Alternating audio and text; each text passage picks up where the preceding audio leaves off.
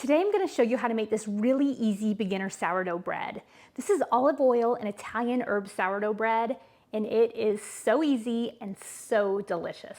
This is my really easy and uncomplicated beginner sourdough recipe with the inclusions of olive oil, which will make it a bit softer and will give you a more tender crumb, and also some Italian herbs, which will give it lots of flavor. So I love this bread. You're going to like this one. To get started on this recipe, you're going to need some sourdough starter.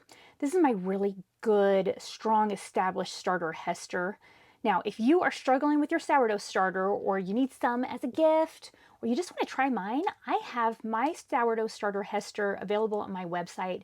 She is freeze-dried. All you have to do is reconstitute her, feed her, maintain her, and you will be able to use this starter for the rest of your life. This is such a great starter. I also have my sourdough starter Millie, which is made out of fresh milled flour. So I have both of those on my website. Great for gifts, great for food storage. I store mine in my food storage just like this, just in case anything would ever happen. Now, for this recipe, you can either use ripe, active, bubbly sourdough starter that you've fed within the last 12 hours or so, or you can also use some hungry, unfed starter. I haven't fed this starter in about 30 hours, so it's already risen, fallen, and it's hungry. It's ready to be fed and maintained. But for this recipe, you can use starter just like this. This is what I always do because I hate to time my feedings. So I'm going to get started with 170 grams of starter. I'm going to use my scale, but on my website, I'm going to have the recipe that you can print out, and I'm going to have it in grams and in cups and spoons. So it'll be available both ways. So 170 grams of sourdough starter. This is always the hardest part to me, to get it just right, and I always go over a little bit, but that is okay. So about 170 grams of starter. Now go ahead and zero out your scale so you don't forget to do that. Next, I'm going to add my olive oil. This is 2 tablespoons of olive oil, or about 20 grams. But you can use any kind of light tasting oil. I just like using olive oil in this. I just realized you probably couldn't see my scale. Well, there we go. Okay, I'm going to zero it out, and I'm going to add 385 grams of water. If you have unchlorinated water, some filtered water, that's best. 385 grams, just about. If you have some unchlorinated filtered water, that works best for sourdough. You want your water to be about 80 degrees, not too warm, not too cold. That's perfect for working with sourdough. Next, I'm going to add my Italian seasoning. Now, really, you can use any dry herbs that you want here. You can get creative with this. But I'm going to add 1 tablespoon. Now, I usually just measure this out in spoons because I don't think this really has much weight to it. Let's see. Nope, about 1 gram of Italian seasoning. But like I said, you can use rosemary, thyme, anything you want. This is going to be fantastic with any of those kind of herbs. Now I'm going to go ahead and give this a good stir with my spurtle. Whenever you can mix together your sourdough starter and your water together before you add your flour, that's going to make it a lot easier to mix together. So kind of get your sourdough starter and your water mixed together really well, and then it'll be time to add our flour. That looks good. Now I'm going to add some flour. Make sure your scale is zeroed out. I'm going to add 650 grams of flour. You can use all-purpose flour, you can use bread flour, you can use whatever you want. I also use fresh milled flour a lot, and it works great in this recipe. So 650 grams of flour. There we go. I'm going to zero out my scale, and our very last ingredient is salt. I love this Redmond's Real Salt, so this is what I like to use, and I love the pour spout too, especially when I'm using my scale. So I want 15 grams of this salt, but you can use any kind of salt that you want. Isn't this a pretty color though? I love the color of this salt. It's kind of like the pink Himalayan salt, but this is ancient fine sea salt from North America. Oop, I went over a little bit, but it's going to be just fine. You can see it's mined in Utah. Okay, those are all of our ingredients. So now I'm going to move my scale. And I'm just going to give this a really good mix. I'm going to use my spurtle for a minute or two, and I'm going to mix this up really, really well. Now it might seem like it's getting dry, but don't worry about that. It is not going to be too dry. So use a little bit of elbow grease for a minute. Now if you want to, you can definitely use a KitchenAid mixer, any kind of stand mixer. If this is a little bit too hard on you, then you can do this part using your KitchenAid or your stand mixer. Now that I have that mixed really well, I'm going to go ahead and get in there with my hands and just make sure I have it all mixed in really nicely on the bottom. You don't want any dry patches of flour. You can see under there I still have some dried patches of flour. Now that this is all mixed up, I'm just going to cover it up with some plastic wrap, and I'm going to let it sit on my counter and bulk ferment anywhere from 3 to 12 hours. My sourdough with olive oil and Italian herbs has been bulk fermenting on the countertop for 5.5 hours. Look how great this looks. It is definitely risen.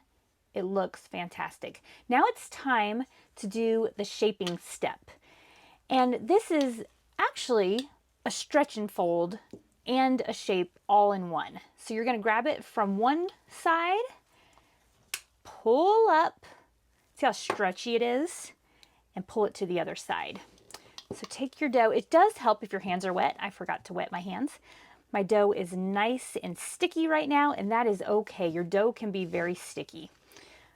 So just grab it from one side, pull it up, stretch it up, and pull it over to the other side.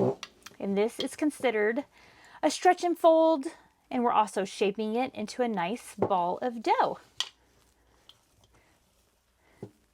So right now it's stretchy, shapeless, but as I pull it up and fold it over, this is developing the gluten in the dough, and it's definitely getting tighter and getting easier to shape.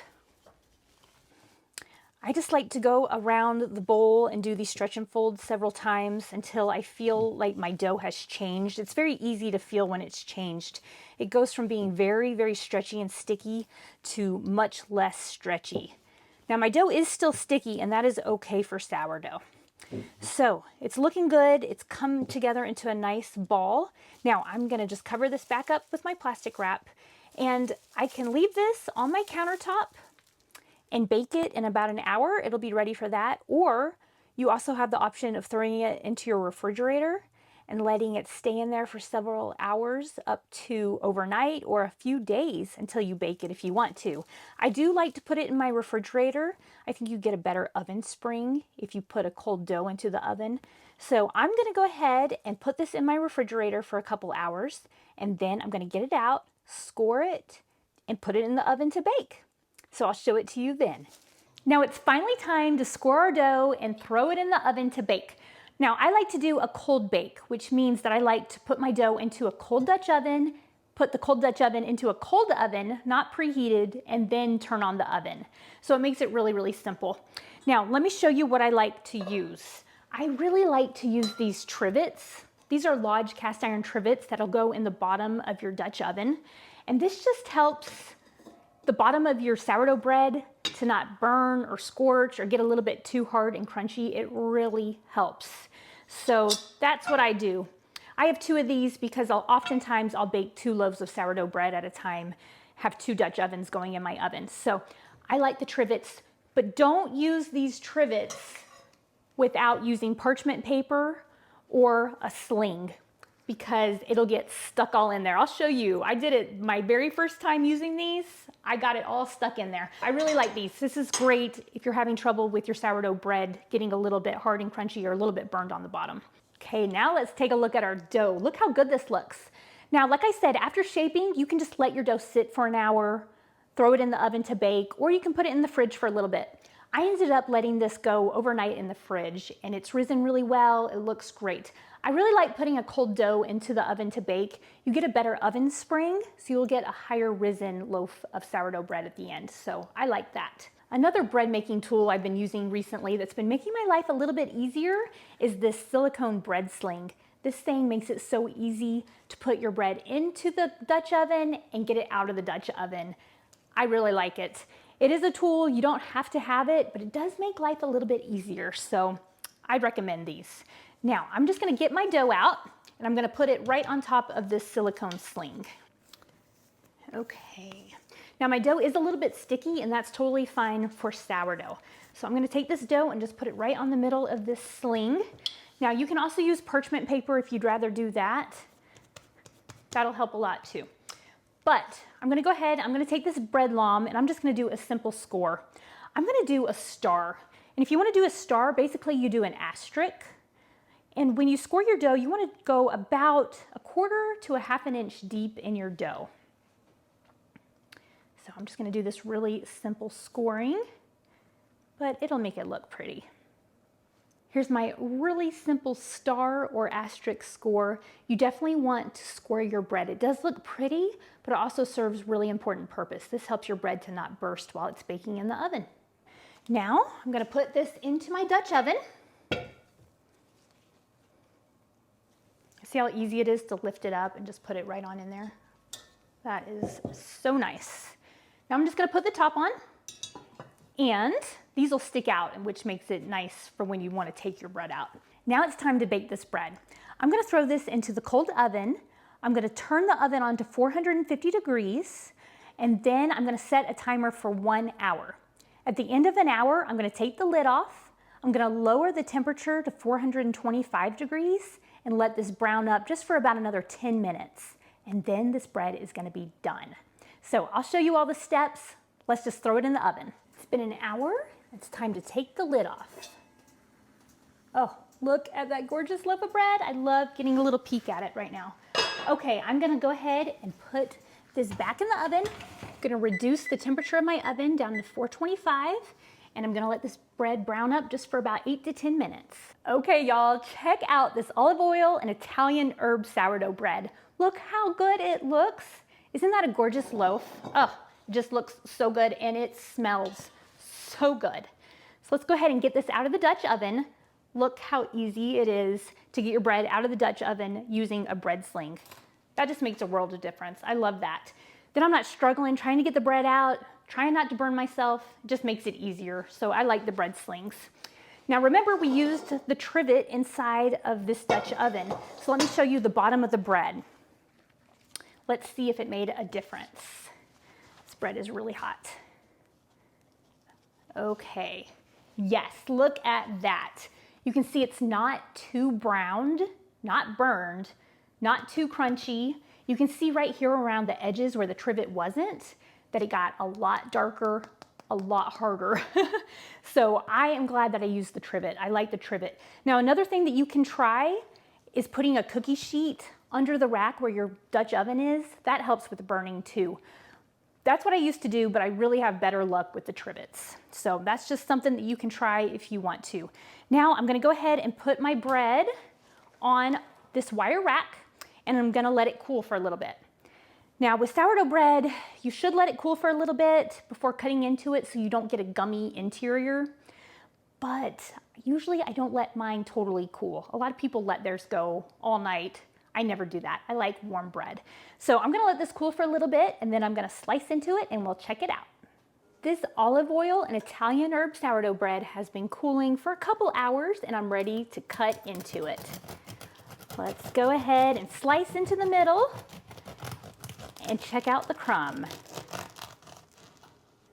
Okay, it's the moment of truth. Let's open it up and see. Oh, that looks perfect. Look at all those herbs all throughout the loaf. Oh, that just looks so good to me.